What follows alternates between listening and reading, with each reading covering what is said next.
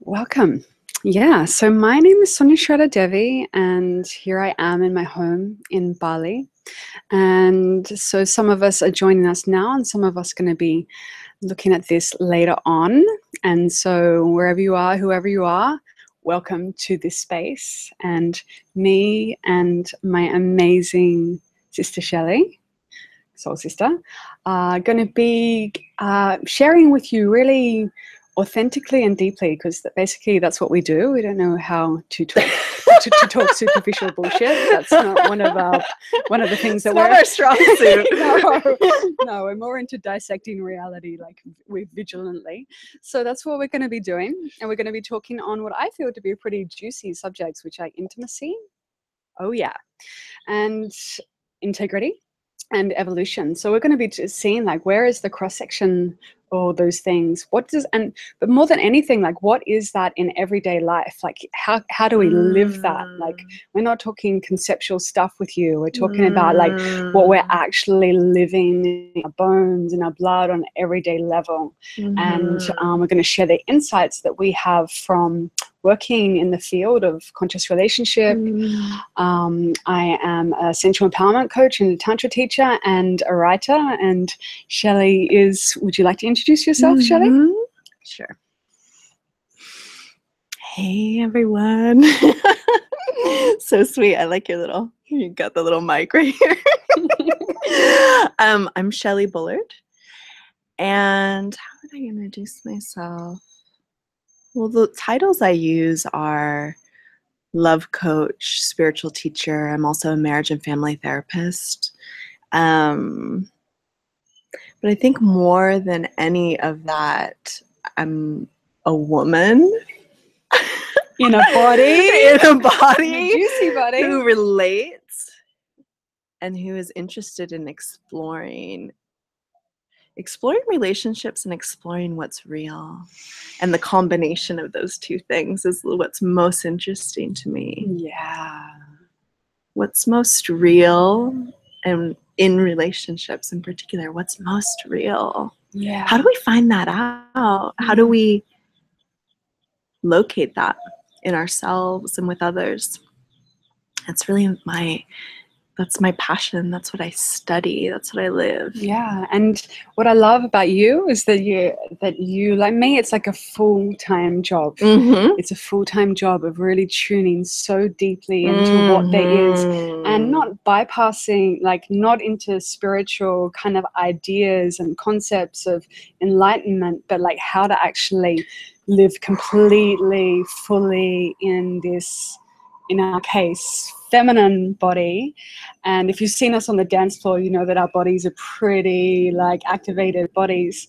And so how does our spirituality and our thirst for truth like translate into our relationship with our body, and what does that look like in relationships? And then we're going to be weaving that into the importance of integrity, which is one of my favorite words, especially at the moment. And so we're going to be weaving that in as well, like what is integrity, why is it so important, how do we move into that, and how do we invite the sense of integrity and deep truth into our relationships, both with ourselves, everybody that we meet. Yeah, so that's the terrain that we're going to be exploring today, and we're going to be like just going for it for an hour. I don't know about for you guys, but it's been an intense time for me. I've been completely wiped out in the last week. I've cried so many tears. I was just crying an hour ago, and you know, it's been raw, it's been intense, but at the same time I'm really feeling what it is to live this quest of intimacy and integrity and evolution, like living that, like really, and then feeling the fruits of that. And also we're really interested to explore more what that means. Yeah, so just one more time, I want to say welcome to everyone watching now. and also to all of you who are going to watch this at a later date. We're really excited and happy to share our truth and our experience with you. The reasons I put on these webinars is because the kind of conversations that I'm having with people like Shelly are so incredible. And I mean, I go away from our conversations so full of energy and inspiration. We actually had a point where we thought like we're going to have to only meet in the day. Because like if we go home at night, we can't sleep and we're just up. So, you know, like there's a lot of energy that comes from these kinds of conversations. And, you know, on one level, I think it's because our bodies are very, very activated, very open, and we're really living this inquiry. Another element of it is that somehow quite sexual. And I think it's quite interesting how can something be so sexual when it doesn't necessarily involve sex? So this is another element of this conversation. Like, how can you have a sexual relationship with God? Like, what does that mean? Like, what does that look like? How does that feel?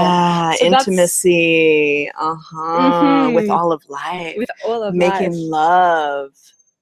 Yeah, without necessarily looking like sex. I think sometimes it looks like sex. And sometimes it looks like sex, and hallelujah. But at the same time, like even if it doesn't, there's something going on. So like what is that? Yeah, that's what I'm really interested in expressing, because this is not something that's necessarily brought up in. It's like we're not really modeled that much of that.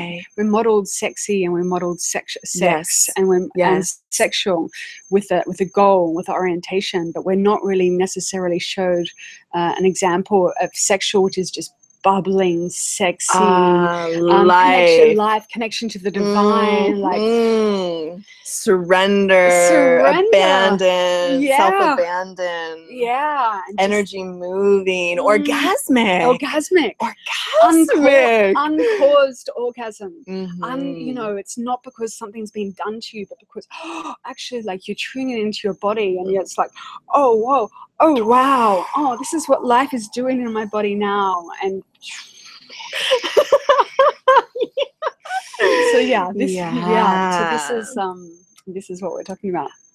So do you think that's can I just ask you a question? Please. Do you think it's intense for people to experience that in us and in themselves? Like, how do people feel about that? Because I was like, wow, I wonder what that's like for people to hear or experience. I always wonder my impact on people in that way. Like, and I receive sometimes the feedback that I'm sexy or sensual, and I'm curious. There's part of me that wonders, like, wow, how does that feel uncomfortable for people, or does it feel good? Or I'm sure there's many different responses, but I'm just I don't know. I'd love to respond what I feel to that. And I would say that, like, when I was a teenager, I would find sexy really kind of intimidating, because it would feel like they've got sexy and they've got sexual, they've got this sexual superpower, and they've got it and they've got the skills, but I don't have it. I don't have that thing. I feel like shit. So it would actually like feed my egoic identification with lack. But now these days, when I see a woman like you who's just enjoying herself so deeply, and it's so abundant, it's not like I don't see you kind of like playing games and like, you know, putting on a show. I just see you bubbling, like literally bubbling, and I'm just like I'm just like, whoa, can I just be next to that and catch that wave, and can I enjoy that with you? And so I feel like actually it's a really great question, because it really touches on something which I feel is this like sacred sexual essence, is something which is inspiring, it's giving, it's abundant. It's not about being good enough. It's not about looking good in a certain kind of way. It's not competitive. Yeah, it's not goal orientated. Right. It's and that's a really different paradigm of sexuality than what we see in our culture. Yes. Basically. Yeah. And so what is a sexual relationship with God, Shelly?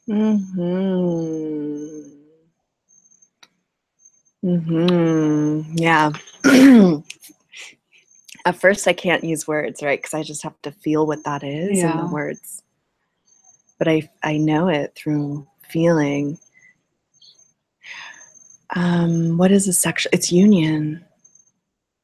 It's union with myself, union with what feels like truth, union with what is. So even going even deeper, what is that? That's a surrender into what is, and seeing and feeling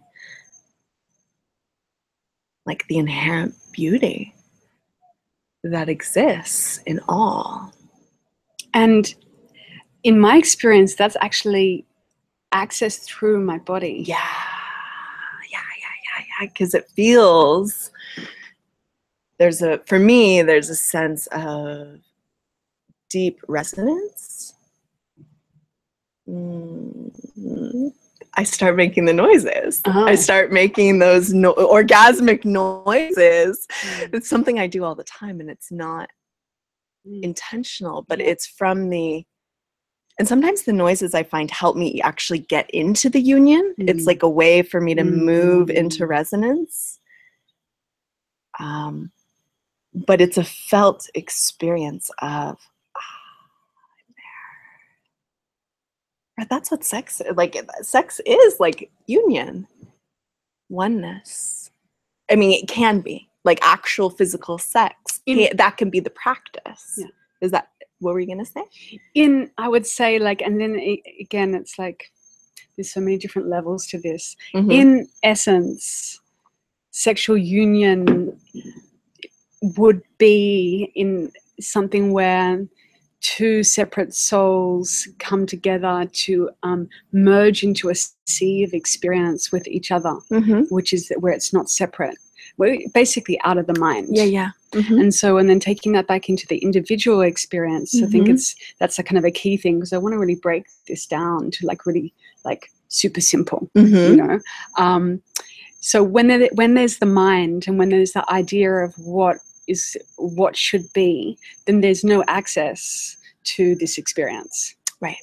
And it's the same thing, same thing in lovemaking. When you're thinking, oh, should I do that, or is that good enough, or what does he think about, or like that access, that door into that union isn't there. Yeah. So I feel like it's great to. I'd love to talk about what separates, because like in my understanding of my own experience and what I see when I see a woman like you, I see that when presence, like full abandoned presence and attention, loving attention, is inside the body, then there's a sense of like connection to self that then kind of merges into a very vast experience with all that is, which then this dance of evolution begins. This is where it's like a really like mysterious, but also I understand that as evolution, that like life wants to do this dance, and if we are here fully available to really be with that lovingly, openly and lovingly, that's actually available. So actually it's great news that that's available. And so for me, I would say that's what a sexual relationship with God is. Well, yeah, it like, if you were to distill it, what is it? Like, if you were to distill what you just said, like, is it, what would that be? Like, I would actually say it's like actually being there for what actually really is. So rather than being caught in the energy of an old pattern or a mental story or some judgment or idea about what is going on, when I'm actually like in my physical, like deeply in my physical sensations in a way that is moment to moment, then I find myself, it becomes this experience of bubbling life force, which is quite sexual in a way that is not the culturally sanctioned idea of sexual necessarily, but it's bubbling, it's alive. Like for me, that feels it at moments it looks really sexual. At other times, it's sweet. It has different manifestations. So yeah, I know for myself that only became available once I cleared a lot of bullshit, like a lot of stuff that I was holding in my body and attitudes in my mind. So once that, a lot of that clearing up, then that became available. So that's my experience. And then when I look at you and I feel you, because I can when I'm with you, I feel like I can almost be inside your body, you know, like I can almost feel your cells like bubbling. You know? Like there's times I go in front of her on the dance floor and just like, just give it to me, you know. And so, can we dance tomorrow? We probably should, yeah. So that's a little bit about my experience of what it is. I'd love to hear about, you know, how, you know, you probably didn't pop out of the womb like this, right? Like the Shelly that you are. Yeah. You know, what challenges have you found on your path of being a sexually activated and spiritual woman? Right. Okay. Beautiful. Well,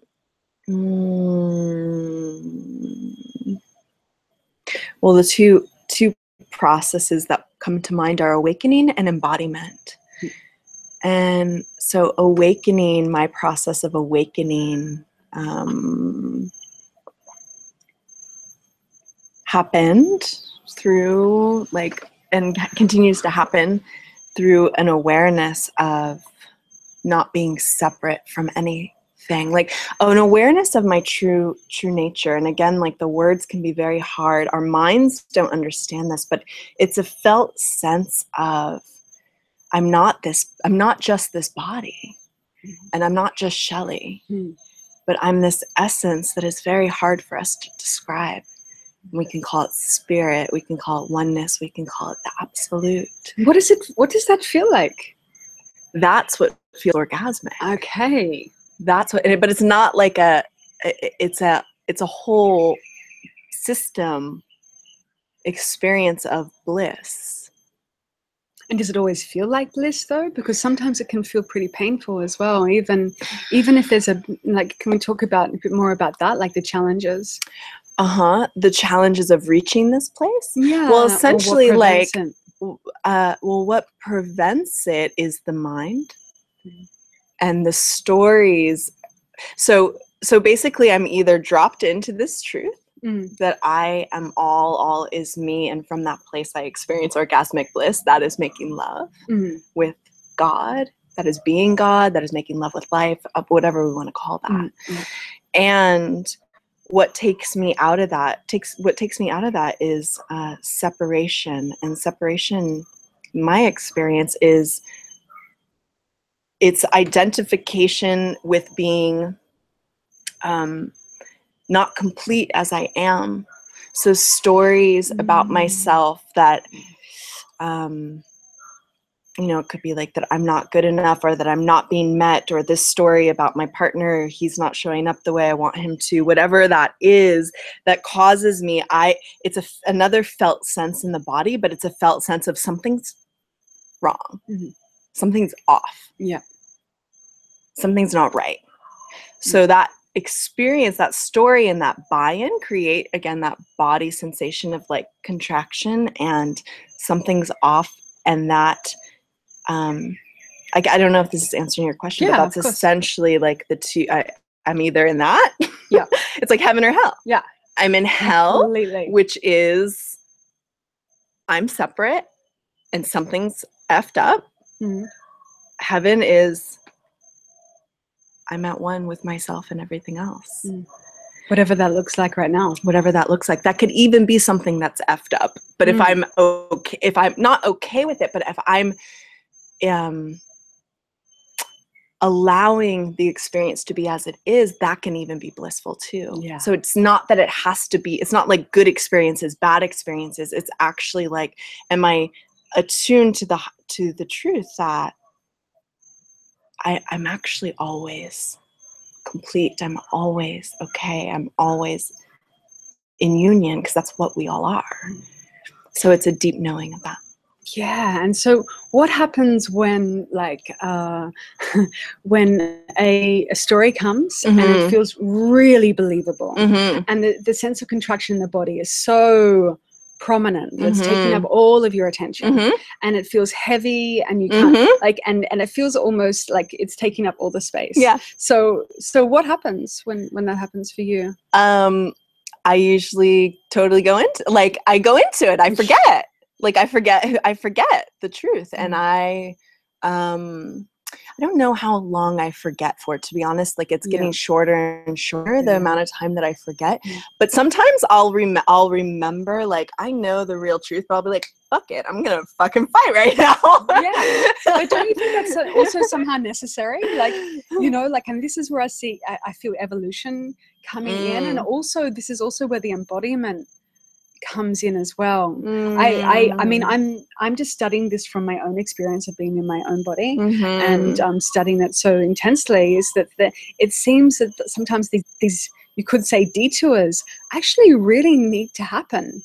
Like, it's not a detour. It has to. It's almost like something is like burning out of the energy system, so that alignment is on the other side of it. You're like, whoa, yeah, I'm more here than I've ever been. Yeah, it's the evolution process is how I experience Can you it talk as well. about that? So so the evolution process. Basically, and this is also what I call, like, evolution and embodiment really are kind of the same process for me, which is like what I experience. What is embodiment to me is the experience of oneness, like knowing myself as that oneness. And the more embodied I become, the more I experience myself as that oneness. But there is an evolution process into that remembering until eventually I won't ever forget. Like, I'll never forget. And it does sort of seem like a part of, like, the more you're on this path, where it feels like you go from, like, kind of permanent forgetting to partial forgetting, and there's a part that gets it the whole time. And, like, this is what I've been noticing for myself in this week. I've been completely in it. I've been like, oh my God, I can't believe how in it I am. But some part of me is aware. The witness. The witness is there. Is doesn't there. leave. It doesn't leave. Exactly. And yet, yet the separation is pretty damn believable in those moments. Right. The way I feel this is like, it's like the karmic energy. And I know I'm using words that may not, again, the mind might not understand, but it's like there's an energetic momentum of a particular patterning. And it can be strong, not only in our own physical bodies, but in the collective, to operate in a particular way in relationships or whatever. And so the witness may still be there, but, like, the momentum to move into the trigger, to move into the separation, to move into the story is so strong that it keeps happening. But my experience of my evolution is that as long as I'm devoted to that witness, and how do you just stay devoted to the witness? Just through presence, being there, just being there. Awareness. It's just like, and it's really, it starts with being present to, it's easier to be present to the witness, or to know the witness is there when we're feeling good. So when you feel good, you can feel your presence, you can feel your awareness, you can feel the oneness, you can feel all of those things, and that's easy. And then the harder part is practicing feeling, experiencing the witness when we are in turmoil. Because sorry to cut in, but like generally, because it's so uncomfortable, that the mind really wants to, like, kind of take away from the actual experience into some kind of distraction kind of energy. And that's what I see. It's like, and so the distraction is actually what I find is if I actually really stay fully with the experience through all the waves of all the stuff that is going on, then somehow it will move into clarity. But what I've been noticing in the last week, and I'm interested to hear what other people last week, because it was so intense. In the last week, like, I really noticed, like, how strong the forgetting is, and in a way that it was like, it was more intense than ever before. It almost felt like, you know, what was that the forgetting, like the identification with the old story. And so what I'm interested in is like how I see from my own experience is that like you can actually get to the point where your connection to presence and your presence basically is so strong, but then this extra big wave can come along and it's more full on than ever before. And I truly believe, and let's see what happens next week, as the clarity comes more and more, like I truly believe that somehow that's part of, like, it's a good sign, in fact, like it comes up like with an extra big wave, and so it comes up so more believable than ever. But there's that, because that spark of awareness, it's like that the firelight like stays there the whole time, that somehow that burns up on an even more fundamental level. So like, this is what I suppose what I'm pointing to is like how even if we get to a point where like life becomes much more easeful and connection is a lot more accessible, that like actually life can get a whole lot fucking messier as well. And actually for some reason that's kind of seems to be evolution. I've experienced that, and I've heard other people talk about people like us talk about that. Like I heard one of our friends say once, he was like, damn, if I knew awakening was going to be like this, like maybe I wouldn't have wanted to do it. You know, there is a little bit of that fantasy that like it means everything's going to be good. Like if I awaken, or if I'm spiritual, or that everything's going to be good. But the truth is, like, once you, and that is true. Like the good is good. Oh, it's so good. The good is good. The good is orgasm. That is like constant uncaused orgasm. It's just orgasm. Like walking down the street and you're like, oh, you're just like, actually just breathing can be just like, you know, and that's what was my experience earlier on this year. I would just lie around in my hammock, just like unbelievable sensations in my body caused by nothing. Yes, And totally. then, you know, and then last week, like, God, the misery and depression, like more than ever before. And but somehow feeling so deeply and experiencing that this is part of the evolution. I think you're right, that it is a burning process. That's how it's felt to me, either burning or cleansing. That the way I conceptualize it, if we want to call it that, is that like everything, once you commit to oneness, then oneness is like, all right, let's do this. It's like, oh yeah, you want this? All right, let's do it. With this one let's as well? do it. Yeah, exactly. Then it's like, oh, boom, like let's take this thing all the way up to and everything, you'll be challenged in every area of your life to know the truth of who you are, which is what does that mean, oneness. to know the truth of who you are? Well, it's not a mental knowing, it's that physical body knowing that, like, that I'm never separate from, I'm never separate, I'm never in division. I'm never needing to struggle. In my experience, it's like there's nothing wrong. There's nothing wrong. That's it.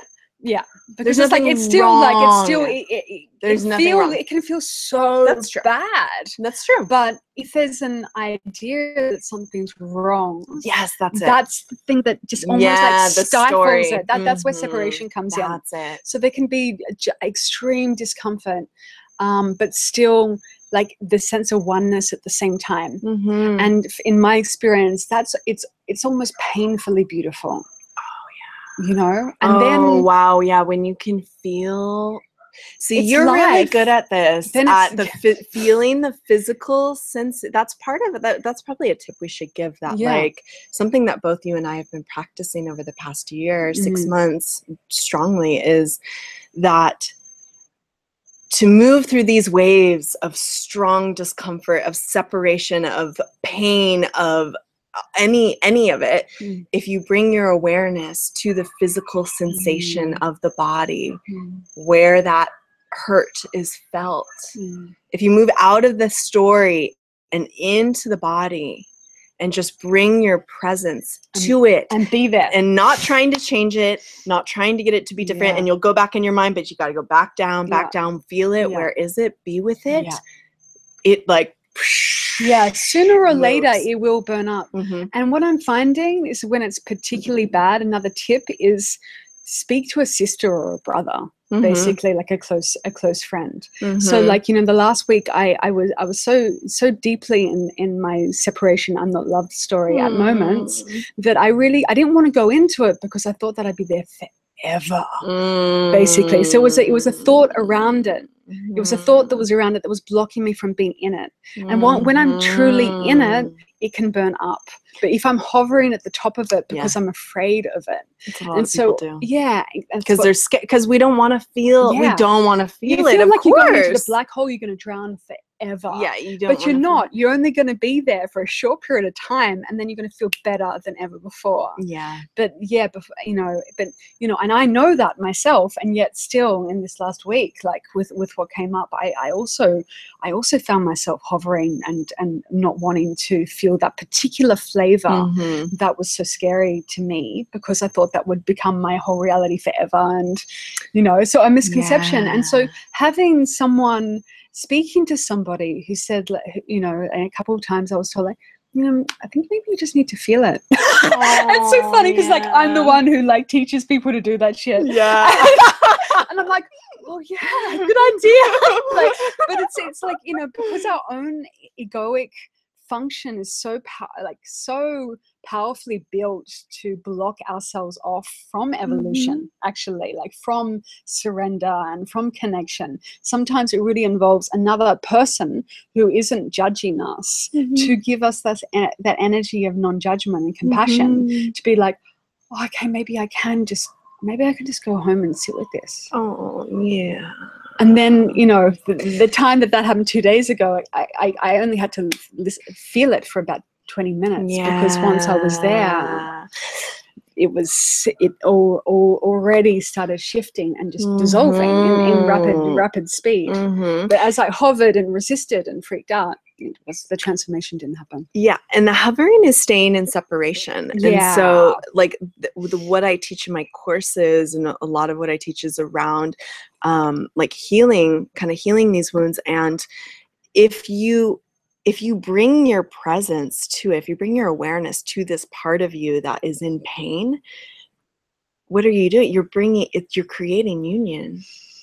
You're saying, I'm here with you. Yeah, you're giving it space in a way. Like in a way, like awareness is like this space. There's space for that stuff to happen.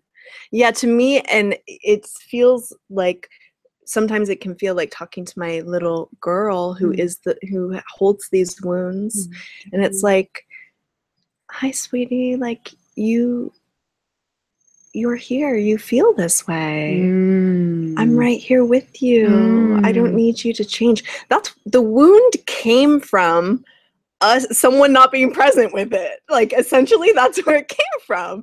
And so if we bring it's like reparenting ourselves, like, hey, I'm here with you. It doesn't even have to be talking to your inner child. It could just be talking to yourself, like, I am here with you. I feel this. I feel this. I hold right you. I love you. You can feel, I feel that. Exactly. I feel this. I feel this. Yeah, acceptance. This. Like that I'm balm here of acceptance. Yes. Totally. There's so much power in that. And like so healing. And what's great about this is, I find, is like, what I'm intrigued by is that all of this is happening already. Like, we're not making evolution happen. We're not making transformation happen. We're not trying to dissolve our egos so that we can bask in oneness and feel sexual bliss. You know, this movement is naturally going towards that. Yeah, with its own kind of intelligence. Yes. You can't orchestrate it. Life orchestrates it. Yeah. For you. Yeah, in its own way. And knowing that is very helpful. Yeah. That, like, again, it's back to it's brilliant. Something's wrong. Like, actually, we can't attract in something that's wrong. It may not feel good. It may not feel good, but it's serving our evolution into knowing the truth. Yeah. Like nothing can show up. Nothing can show up that isn't in alignment with something we are believing. So we're either believing that we are separate or in oneness. We can say that. And everything that shows up is in service as knowing who we are. And I like the idea of feeling like life is like gently showing us that, so when the shit's going down, life is gently showing, look, there's a part of you that still doesn't feel loved. Showing to you, we're showing that to you right now, compassionately, to show you that that's what's going on right now. Here's the part. Here she is, and you can love her right here. Yeah, she you can love her, and it's okay. And in that way, the love is essentially transforming. Yeah. And I love to weave this right into relationships and conscious relationship, and how does this all happen with another human being?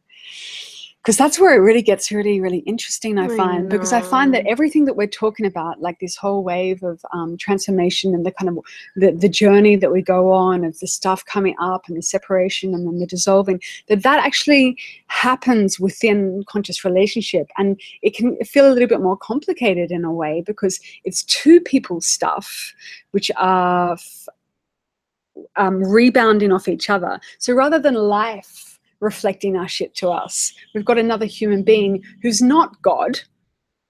God also has their stuff, and their stuff and our stuff is perfect match to really make us feel like shit.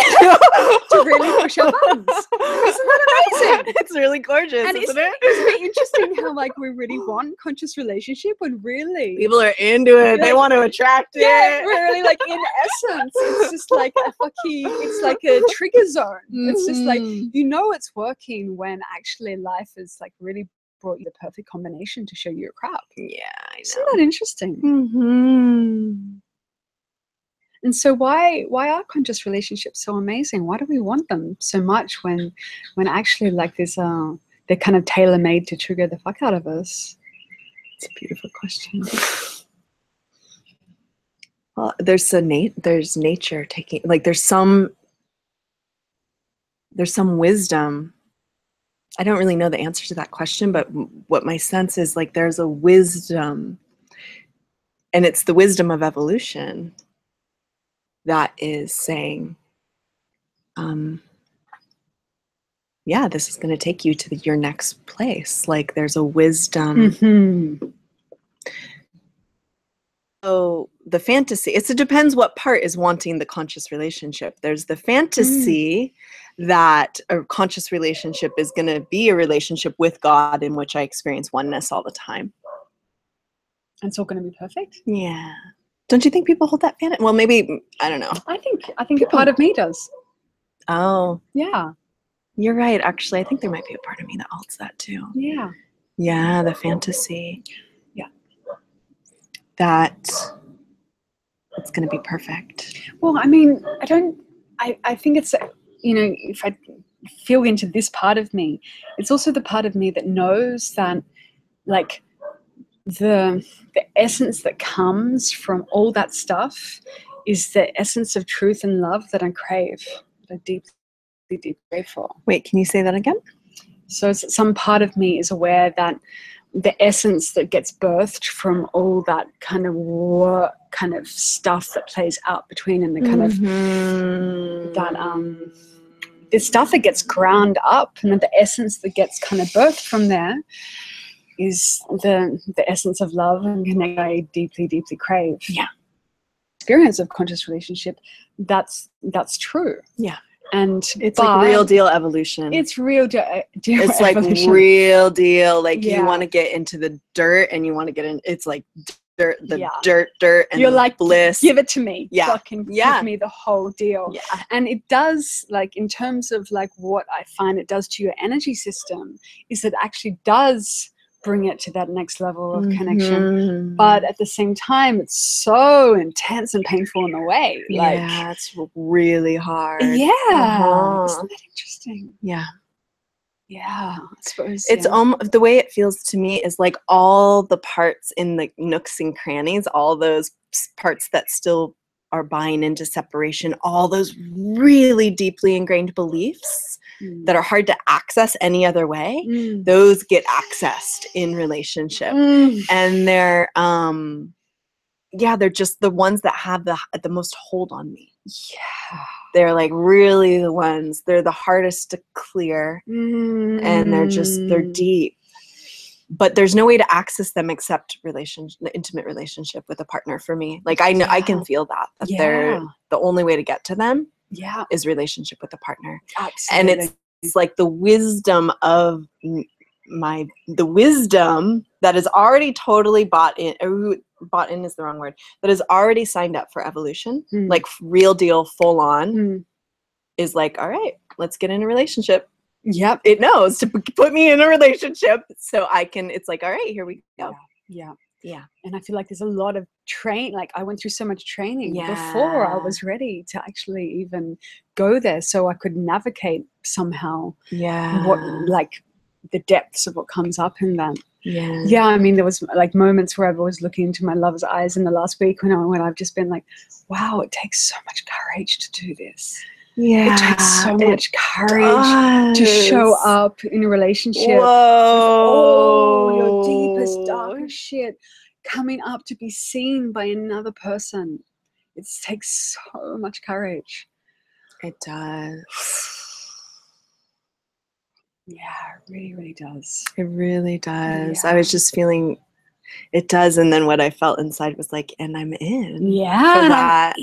I'm in for that. Exactly. Because there isn't anything else. Yeah.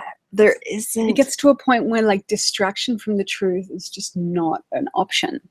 And like, it's not we know too much. Like, what am I gonna do? Yeah. Like, what am I, like, hang out by the pool? Like, it's just, what am I gonna do? There's no other options, you know? It's like, what am I gonna do? Yeah. And absolutely. And I'm also wondering about the people who are kind of getting to the point where maybe they're like more on the brink of, like, they're not straight into absolute choicelessness, like, and they're like kind of more approaching, maybe they're a little bit newer to this. And, you know, and I particularly like to ask you this question of, like, what about the women or men who are pretty much finding themselves on the path of transformation and being conscious and healing, and they're in a relationship with someone who isn't, or they're having difficulty attracting someone who's on the same trip? What would you say to those people? That's really beautiful. I actually did a video about this recently. Okay, so what would I say about that? You are the woman to ask this question. Really? Yeah. I wonder why. Because, you know, you've got good knowledge and ways of explaining this kind of thing, like the kind of misconceptions and misunderstandings around things. You're very good at breaking down the bullshit and making it quite easily understandable. Yeah. Thank you. Okay, so what for a person who is so the question is, what advice would you give someone who is in a relationship already? Maybe you could we'll start there, one or the other. And in a relationship already with someone who's not on the path of evolution. They don't feel, and they're not getting met by. Okay. Well,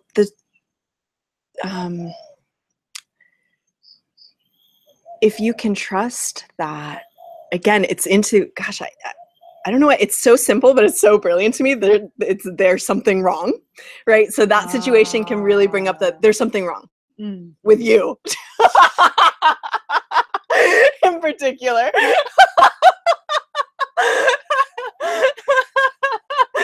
Not just there's something wrong, but there's something wrong with you. Yeah. And can trust that we cannot, simply put, like, we cannot change anyone else. We can't it doesn't work like that. No, it doesn't work like that. But what you can trust is that life does have a perfect plan for you. And if you stay committed to what is true in you, and if you stay committed to your evolution, and you stay committed to the light that you are, the truth that you know about yourself and about others, then the perfect unfoldment of that relationship will happen. That either means the partner stepping up and meeting you, or you naturally going separate ways. And that will happen. But the more we stay in that we're in just full separation, you're wrong, you're not doing it right. Like I'm doing the spiritual path and you're not. Like we're just in such tension, such resistance, and it's going to keep us stuck in a situation that doesn't feel good. So it's really, I would say, about like trusting life. And it's also, you know, going into the relationship piece, like we can talk about these things from a loving place with our partners. We can say, not from a blaming, like blame is going to shut someone down. Blame is saying you are wrong. You're wrong. You're wrong and you're making me feel this way. And like there's just no conversation from that place. It's hard not to talk about these things sometimes from blame. Like it's hard for me too. Like from more of a vulnerable place, like I'm really desiring to be met in this space, this particular space, and I'm desiring to be seen in this way. Like, here's who I am. I really want to show you that. And perhaps from that dropped in space, like your partner will show up and be able to see you, or maybe they won't. And that's okay. That's okay too, because that's just where they're at. People can only show up with the conscious capacity that they have. We're not all at the same consciousness level. And sometimes we outgrow people. Might even be, oh, well, that's kind of a big topic. I was just thinking about like, yeah, that's a big topic I'm not going to go into. I was thinking about like why people tend to tap in. We don't tend to stay with one person these days. Like it's not like a full, maybe like it was, I don't know, years and years and years ago, where you have like one relationship and you stay and you stay and stay. We tap into different people, but I think that is a whole other like discussion. Yeah, but which we can go into like later if that comes up. Yeah, for sure. Yeah, but I think that answers the question. I got a little off track with that one last thought, but no, I got it. And I think the kind of warning, like thing to watch out for is like how tricky the mind, the ego is. And so if we find ourselves getting stuck into the moment, I think that you think like you're like sentences like you're hurting me or you are blah, blah, blah, blah. Those sorts of storylines come up in the mind. That's like, see that as a warning sign, basically. That's like your stuff. Basically. Totally. You know, like when you start like, it's a way that the mind will take you out of connection, basically, and keep something alive. And I think it's so beautiful, and I resonate with that so much what you're saying about like, what can we do about that? I know what I do is what you say. I'll say, I'll wait until I'll kind of be with myself, with my process enough that it kind of like moves to the point where I'm humble, where I'm like in myself, and I'm not activated in the story, but instead of like kind of like maybe I've gone out and moved the energy and gotten really angry and gone to the anger and done the whole tour, and then just kind of like come back into more of a humble place where I'm connected to myself, where I can be really like, what's really going on here? Yes. And then going to my partner and you know, just saying from that humble place of, this is what I feel. This is what I'm experiencing. And I find that if I say sentences like, and I really wish that, you know, and like and actually start sharing about my, you know, my hopes or my desires for what I'd like to experience from my partner,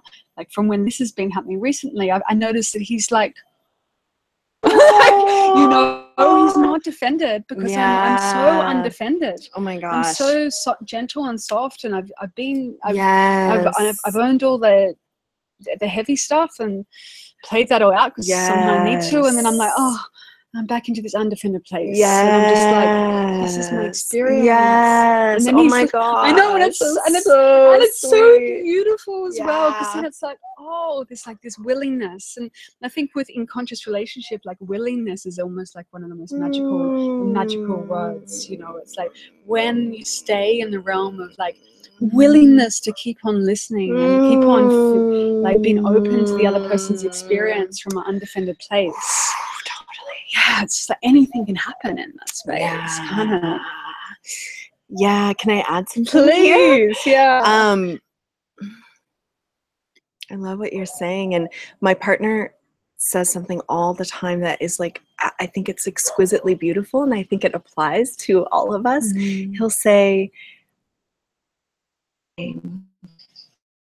like when we're in a place of dissonance or a place of like that separation where like, I want this, you want, like you're like that separate experience, he'll remind me that like,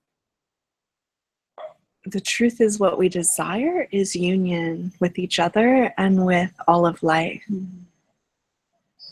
And just to remember that like, even if you and your partner don't talk like that with each other yet, even if it's not, it's like the truth is you and your partner want the same thing. And that can be a which fast is track connection. back to that place. Yeah, it's like we want to see each other. We want like, and my partner actually also reminds me, because sometimes I can go into like, you're not meeting me or you're not seeing me. And the real truth is he wants to. It's not like he doesn't want to see me.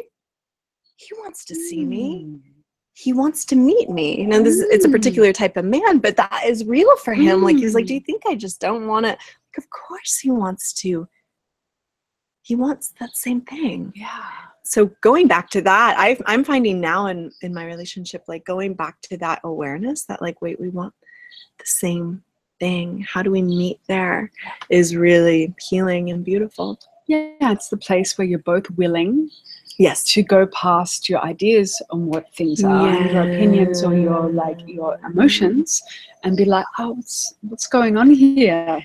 What's this shared field that we're navigating together? So it's like, in a way, like maybe the main goal of conscious relationship is to stay there, to stay in the shared field where it's like, okay, look what's going on. Okay, and now there's a huge wave of this, and now there's that, and where we want the same thing, which is to keep on finding the truth within this, rather than you know, feeling like we got the trophy or got our idea of what we want. People who are wanting to attract in someone who's on the conscious path, like I've got a few things to say about that, but I'd like to ask you first, like what advice would you give to someone who wants to attract in someone who's able to meet them in that way? Yeah, well, it starts with us meeting ourselves. Like, someone is gonna meet you at the depth that someone can only meet you at the depth at which you meet yourself. So this goes back to what we were talking about at the beginning of the call, which is how aware can you be with yourself? How present can you be with yourself through the beauty, the bliss, the challenge, the pain? How much do you stay with yourself? Because if you can't stay with yourself, and sometimes this is what happens, we can't stay with ourselves, and then we crave someone else to do that job for us. But it's like, or a substance or anything. Exactly. Yeah. Exactly. Something else to distract us away from that. Yeah. But I'm sure you've probably experienced this. I've experienced like the level of presence in the men that I attract in has just gone up and up and up and up and up and up and up. And that's because of and it's very clear that that's directly linked to the level of presence I have with myself. Yeah. So if you want a conscious partner, you gotta be conscious. You gotta be conscious. Yeah, and that's a work in progress. Yeah, it's a process. Yeah, definitely. Can I say one more thing? Yeah, sure. And then the other thing is, again, referring back to something else we talked about, whereas remembering that life is going to give us everything to serve our evolution. And so, again, sometimes the mind can make up a story about what a conscious relationship is, and that means it's smooth all the time. Relationships should have union. It should be smooth. It also means you're going to have to face every part of you that still is buying into separation. And that's what, like, a true conscious relationship is, serving our evolution into consciousness. It does that by pulling up all the stuff that is not conscious. And so just knowing that that's what a conscious relationship is, and that life will bring that to us naturally. Yeah. And also in its own time, you know, I'd say that I spent years not attracting anyone while I was going through a deep reconfiguration that allowed me to then start meeting conscious men. And part of my journey was also to look at the way that I was kind of trying to manipulate life to have a relationship or an experience with somebody, rather than actually just feeling into what the energy wanted to do. And yeah, so that's been a practice of mine, to see like kind of the stories that I would create. I'd see someone, I'd be attracted to them, and then my mind would go about that person. And I noticed that wasn't truth. I noticed it was a story, and that it wasn't, it was a mind fuck basically. And so part of my journey was also to stop looking outside and looking around. And that was hard, because there's a few years where I was looking around all the time. But how the process went was that, you know, as my relationship to myself deepened and deepened, and my respect for truth and life got just so full-bodied and full on all the time, that I got to really like trust. Like I stopped looking out, because I'd look out and I'd notice like, this is bullshit. Like, you know, like this is like, it's not out there. That guy's not attracted to you. To you then, because he's not attracted to you. And then, you know, so I think it takes a lot of trust. Like in my experience, it's actually taken a lot of trust to allow life to bring what I really, really need on the, like, not necessarily in the time frame that I would have I hoped. Yeah. And if you are single and desiring a relationship to come in, like the best thing you can do is just keep meeting yourself in relationship. Like cultivate that relationship, whether you want to call it relationship with God, relationship with yourself, relationship with truth, whatever we call it. Like that's the way. And if you are in that and you are trusting, then it will come. And it wants to come. It wants to. It's like we're saying, like, relationship serves evolution, and we are here to evolve into, it's what is wanted. So no one is like doomed or destined to not have that. Like if it's a desire, it's yours. Just trust and stay in relationship with yourself. Beautiful. And what that looks like for me, staying in relationship to myself, is noticing a moment that I come out of my actual experience, like my physical experience, like my energetic experience, and start wanting something outside. Like start going into like an idea of what I want, and go into, like, say, you could say story. So present moment experience, when that's being with that's cultivating a relationship to myself. When like something comes up and I'm like, oh, okay, you know, just take the time to spend time with myself, to feel what's going on, and explore it, go on that way, look what it's telling me, and what you know, the information that life is giving me. So in a way, it's like being available to the information that life is giving me. And then being in union with that. Being with that. And then whenever life is just in its wisdom has decided that you need someone to take you to the next level of your evolution and your crap, then life brings that person. You know, and like, I just want to say to anyone who's doubting that, I want to say, you know, we can both say from our experience that happens, and when it does, it's undeniable. It's, you don't even get a choice with those guys or women. You know, it's like, you just know this person has got something for you. Something's going to go on with them. You don't need to manipulate, you know, you don't have to doubt. It's like, you know, like there's something going to go on, and you don't know what that's going to look like. And so Shelly right now is in like a committed relationship. I'm in a situation where in 1 hour after the call, my lover is leaving me and going away for maybe forever. So, and that's what life wants me to deal with right now. Like life is asking me to like love someone so much that I can say, okay, I hear that your soul's truth is to go and explore the world and do your thing.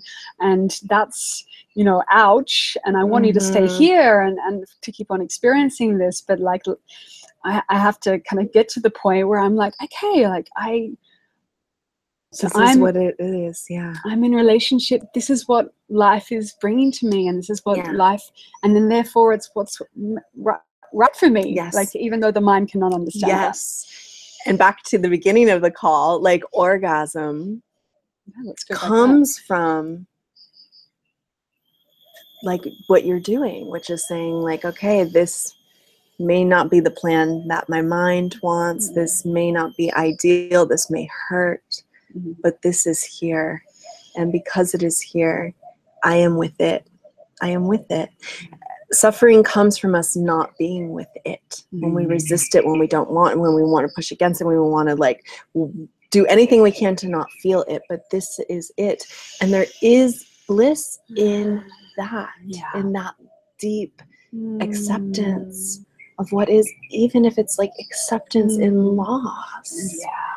And grief and misery and depression, all that stuff, and I feel like you know, from my experiences, like it you go through that and it dissolves into this beautiful deep acceptance and availability to so much more. Just so much more. And so in that way, I really bow down to the wisdom of life and conscious, like the way that it's designed, because it's incredibly intelligent in knowing the exact combination of experience that's needed to crack us open. I think the beautiful thing is when we realize that being cracked open is not necessarily what we think it looks like. And it could be us being just completely alone and just so quietly happy in ourselves. And then other times it's like, you know, you're in a committed relationship and, you know, and then that brings its own feast of challenges. Yes, exactly. And that this is kind of a tricky statement, but there's always more. Like the ego wants to say there's always more, and the more is out there and I need to go somewhere else. But that's not what I'm saying. There's always more in the sense that the way I hold that, there's always room for me to be more love, like more in truth, more in realness, more in what I am. There's always room for me to be in that more. In that. It doesn't matter if I'm in relationship, not in relationship. Like love and union exists where I'm at, if I choose to be there. And by surrendering, like with totality, to the whole myriad of experience that life is presenting us, both in and outside of relationships, that then this just naturally moves towards deeper levels of that surrender. And then, like, you know, surrender isn't a word; it's an actual like, it's actually all completely okay. Even though my lover's about to leave in an hour and it's the last thing I wanted to happen. Like, actually, like, that's what life wants and I want what life wants. And I can feel that in my body. Like, that feels right. That feels like, you know, that feels like love. Yes. And also another little piece about this is like, if we don't be with what is right here in this moment, then like we miss it. And I think part of the beauty of life is that there's so many different expressions that come through in a lifetime. Like sometimes we're single, sometimes we're partnered, sometimes we're happy, sometimes we're sad, sometimes we're in Bali, sometimes we're somewhere else. Like there's so many good example. There's so many spaces and embodiments to be in. And if we're always trying to get somewhere else, then we never get to enjoy what is right here. And each of them have beauty. Each space has beauty. Saying goodbye has beauty. Saying hello has beauty. Like all of them have beauty. You know, we may have preferences towards, of course, but like if you're with what is, you get to see the innate beauty of this moment. You don't want to miss this moment. You don't want to miss this moment because it's just now. And that's intimacy. Oh, that's intimacy. That's intimacy. Yeah, because it's like that there's no separation right there. And whether another human being is in there with you or not, that's intimacy. That's the good stuff. Yeah. It's so good. It's so good. Yeah, you gotta. Yeah, there's a lot that needs to be met before you can feel the ease of that. But that's definitely the essence of what it's all about, huh? Mm-hmm. And so we've talked a little bit about intimacy, and I'd love to move on into integrity. Like, I feel we skipped that one. we've got some stuff to say about integrity. Like, evolution is like weaving through everything that we're sharing about. Like, evolution is actually kind of like what is happening, like why this is all happening, because it's actually taking us on this track towards some kind of deepening, opening, or just, awakening into more intimacy with truth. So that's kind of feel like the evolution theme is kind of like weaves through everything that we're talking about. And I feel like integrity is something that you and I are both pretty big on, and that we've got something to share on. Also. And I would say you for sure as someone who I experience as having incredible integrity. And I also want to say that I can really relax with people who are in integrity. Because I know, like, it's not just about knowing that you have really good boundaries and that you're always going to be clear and upfront, although that's a part of it. But it's also something like there's no game playing energy in this, and manipulation energy going on in this field that is you.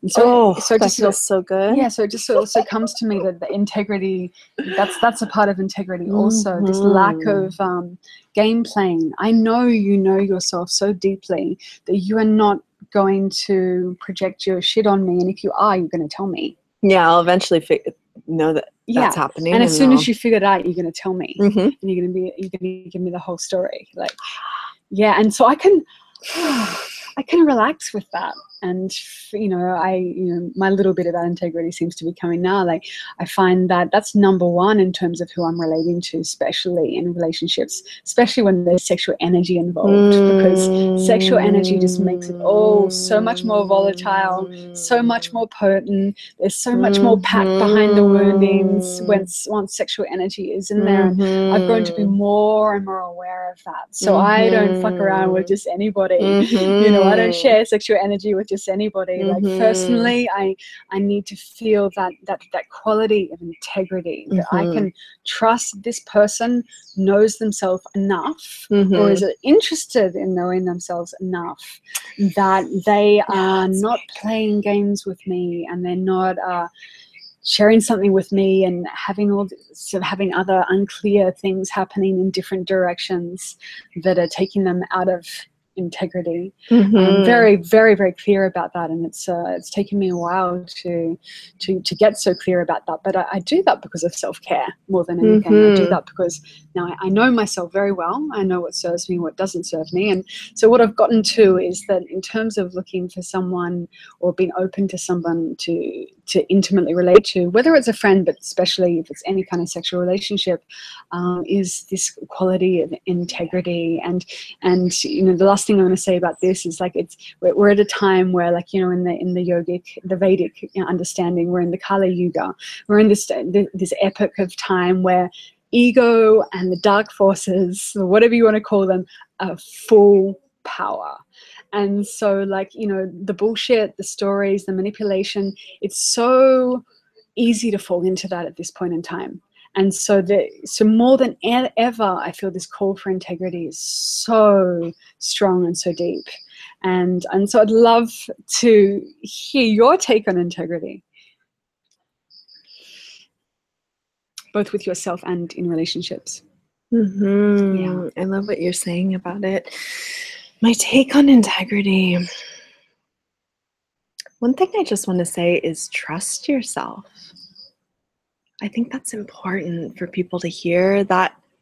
And this is challenging, right? The more intimate we become with ourselves, the more we can trust ourselves.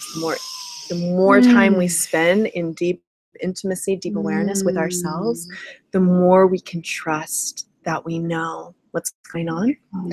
And so from that place, then I think in relationship, trusting yourself when something feels off. And we're both both people in a relationship, it's a dance into higher awareness. So we're going to be, we may call it out of integrity, like when we are in our shadows, when we are in manipulation, when we are, and sometimes we are there unconsciously, we're out of integrity. Let me feel into this for a second though. Yeah, I had an experience more recently where like I could feel that something was off in a relationship. I could feel it, but I wasn't quite trusting myself. And I was going more into, well, maybe something's off in me. Maybe I'm not picking up the right energies. Maybe these are my wounding. And, you know, there was actually just truth inside of me wanted me to listen to what it was feeling. And so I learned from that to trust myself even deeper. And what else would I say about integrity? For me, integrity is, it's very, very much intertwined with my devotion to truth. Like to operate from the space that is most real in myself. And to try to show up as that person with others. Like what's most true. I don't know if that's even, I know this is kind of like, yeah, that's what, I guess that's just what how I would describe integrity to me. Yeah. And how do you, especially when you went into it, when you're saying like, trust yourself. And then I think if you trust yourself, you can feel into a kind of a certain kind of resonance of like, oh, that feels about right. Yeah, when I said that, that felt like that was coming from that felt true when I said it. I know that resonance. And then if you know that in yourself, when you're relating to someone else, you can kind of sense on that level, can't you? And so when you can kind of like sense, and you can, and also you can see a bit more of like, oh, okay, they're looking around a bit, like they're not totally there. You know, I know it's a work in progress, and I'm glad that you shared your personal story, because there's also these parts of us who want to maybe just want something and so much that you kind of overlook the slightly being off, and I definitely guilty of that, and you know, I have a lot of compassion for that part of me as well, that can ignore the truth a little bit because of the strength of my yearning. But I would say that as this sense of like deep trust in self gets more and more enhanced and tangible, then it gets to the point where you can only attract someone who's got that same resonance. Like it's the only option. Like you simply are just a match for each other. And yeah, for me, it's been part of it is like being learning to discern to a point, like learning about myself or what my needs are, and realizing that my needs is to have a sense of like clarity and authenticity and honesty at all times for my self-care, so I don't go into big mental, emotional fuck up loops all the time. That I actually need to relate to someone who's really dedicated to being showing up in a very, very truthful way. So I think it's like self-care, and it's also self-respect. Yeah, definitely. Yes, I love everything you're saying. I was going to say something and I kind of forgot it. So, Actually, so we've got a few people watching, and we wonder if you've got any questions for us. So if you do have any questions for us, you are so welcome to ask. And you just need to go to the chat box. It's on the right side of your screen. And there's a little chat box there, and it's going to come up if you have a question for us. As far as I know, do you want to pass me that over? Yeah, sure. Oh, yeah, I remember what I was going to say. Please go for it. Well, it's kind of fun. It's like it's talking about it's getting a little psychic-y, like talking about, but that's actually what's happening is like what you were saying, when you're in resonance with yourself, you learn to be able to, what I would call is like read the field. You can read the energetics in yourself and in other people. And or at least this is how I do it. And so I can read resonance, like I can read frequency. Is this tone in alignment, or is there a frequency that's off? And so what happens, this is actually, we're all reading this type of information all the time. And this is what can happen when like you get into a loop with a partner and you're like, wait, but something's off. And they're saying, no, nothing's off, but you can feel that something's off. And sometimes people are not conscious that something is actually off, but you're reading, you're like, there's something off here. There's something out of integrity. This happens all the time. And it doesn't come from any, like the mind analyzing it just kind of makes it more confusing.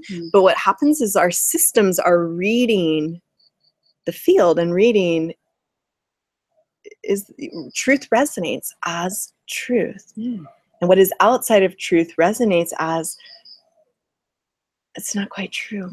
And we know that. We all know that. So it's just like taking ownership of that in yourself, learning how to read really with your body out of the mind, just in the system, and then trusting that like, and I think men are too. I don't know if it's a man-woman thing, but people like you and I, we're so tuned into like subtle energies. Like I could feel a little bit of dissonance just right there in this one little word, perhaps. Yeah. It's like, something there like doesn't right feel there. Right. Something like, around that was not flowing. Yeah. Yeah. Yeah. And again, like these are conversation in a conscious relationship. If both people are committed to being in truth, like with like real true desire to be in truth, then these are the types of conversations we want to have. Like I know I want my partner to call me out when I'm not in truth. Yeah. And actually, it's a turn on when he does. Oh, it's so hot. Yeah. It's a turn on. Yeah, it's like, whoa, yep. Oh, you got my number. You got, because you're deeply seen. Yeah. You're deeply seen. You're like, oh, you see me. Yeah. You even see that. Yeah. And you love, I think it's also an art, obviously. Like if they're like, and you, it's a little bit different. But when it's like, I see you like and my love, it totally does this to me. And like, it's beautiful. It's like, okay, you really like, you're tuned into me. Yeah, that's intimacy. Yeah, right. Exactly. You're calling me out on a way that I could be bigger. I could be more surrendered. I could be more true. Yeah, and you're clear enough to be able to see that, and you have enough care to be able to want for me to be bigger and to evolve beyond that limitation. And it seems to be what it is. It's a bit of it's a limitation. It's a holding. Or a way that energy is getting distorted out into a different direction, into distraction.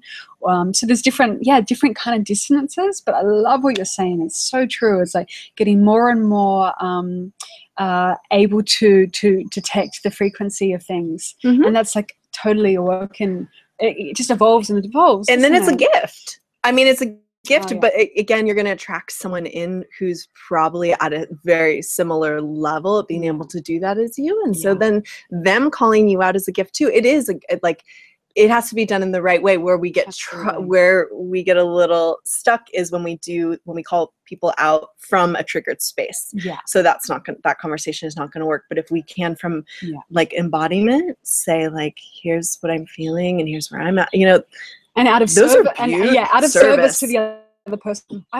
Because I don't love you, not because you're doing something wrong, but because like I'm feeling this, and let's get curious about it together. Yeah, let's get curious about it. Yeah, and like I sense you're blocking your magnificent. Like you don't have to say that, but in a way, in essence, it is that you're blocking. Right. You could be a bit bigger in that direction. Yes. If you release this one, or if you're, I see that your energy is going that way, and like, in this way, conscious relationship is friggin' amazing. Yes. Yeah, because we're actually like fine tuning each other and showing each other the blind spots, and then lovingly showing. And this is where it's also a really important part of it, where it's with ourselves, being compassionate to our own blind spots and our own ways that we're not fully showing up, and also with our partners. It's so that's the beauty of it. That's like really some beautiful stuff. Yeah, absolutely. It's like gold. And I think I put somewhere in the advertising for this that I was saying, like, how can we fine tune our own system to the more a frequency of truth? And I think we're really addressing that here. I think we're really addressing that here. It's like this self-study and this self-love, and we just become more and more sensitive to what's really going on, and then less identified with things the way that they should be, and then having more space to be like, hey, like, you know, having that exploration with another human being. And then we're like just the most amazing accomplices for each other. We're helping each other evolve. And then we get to, like share that space. So in that way, like, I do understand why people do yearn for the conscious relationship thing. It's because actually, like, this is the work that we're here to do. Yeah. Beautiful. So good. We got one message. You girls look fab. I love the vibe. Hello from Rome. Hello, Francesca. I honestly wish I could feel that way. I'm just getting to know myself at 34 years old.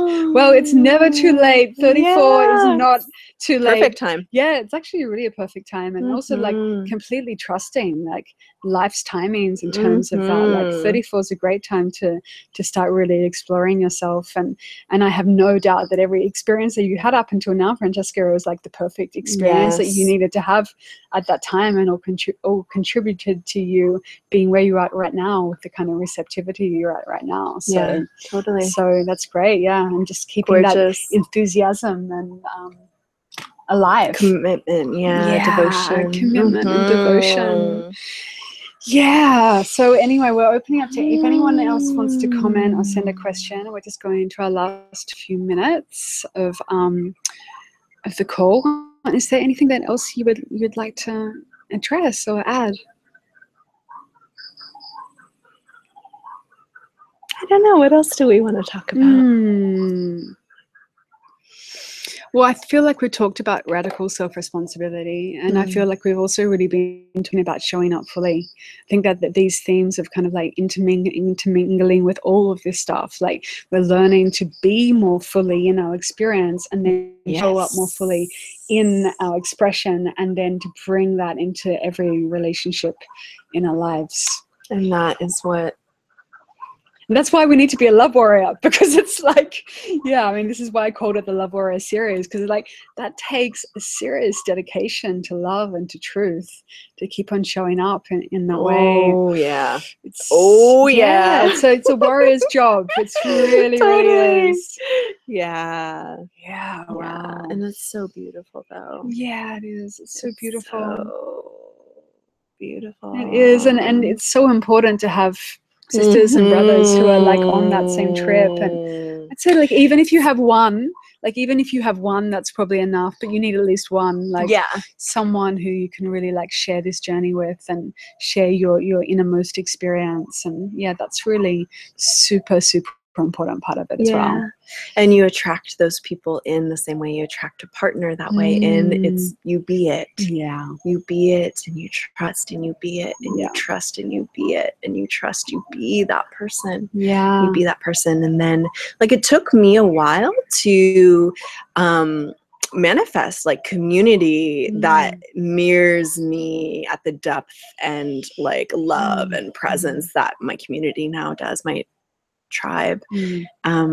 It took a little while, so just keep being, be that person, that person, and everything will show up mirroring just that back to you. Absolutely. And if there's periods of time that you have to walk in the desert, like you've got to walk in the desert, and that's like where there's nothing, and find what there is for you. It's like also a really like potent part of it as well. Like I found like I've definitely had periods of walking in the and definitely a process of evolution that's like so beyond what my mind could understand, really evolved out of that. And so exactly as Shelly's saying, like, be that person, keep on owning your feelings, expressing humbly what your experience is, like from that unarmored undefended place of like, this is what my experience is and this is what I wish for. Especially in relationships, like, like, this is what I feel and this is what I wish for. Just like, we all want the same thing. We all want the same things. And so on that note, I'm going to start closing the space. So everyone who's watching now, we're like so happy that you joined us. Thank you. So happy that you enjoyed it, that you joined us, and also to the people who watch this later on. We really like sending you so much love. Thank you for sharing the presence with us and like hearing our gifts of expression. And so there's links for us and our work in the box underneath this video. And Shelly, would you like to say something about things that you're offering? Is there anything that you'd like to speak about? Yeah, you can go onto my website. I offer a free ebook called How to Become the Most Attractive Version of Yourself. And this is really about how to be in self-resonance. So if you want to go onto my website, shellybullard.com, and you can pick up that. I also have other courses, one course about manifesting love, another about manifesting abundance, and a couple other courses coming out. And yeah, I'm just always offering and studying this path of intimacy, of relationships, of truth. So yeah, I'm happy for you to join my tribe as well and join me on this exploration. Beautiful. Yeah, and so you can go if you would want to work with me one-on-one, like I'm available for that.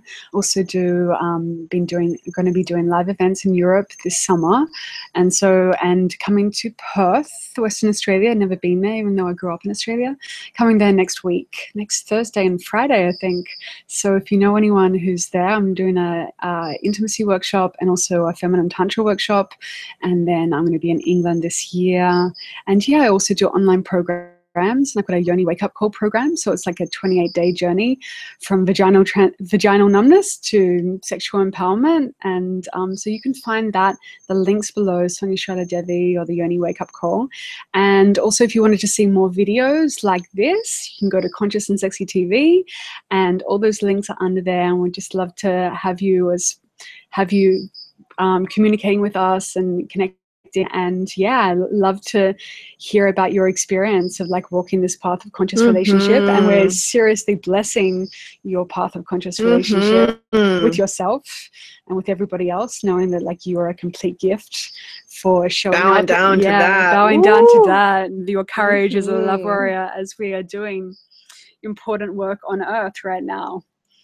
Okay, lots of love to you all. Mwah. Thank you.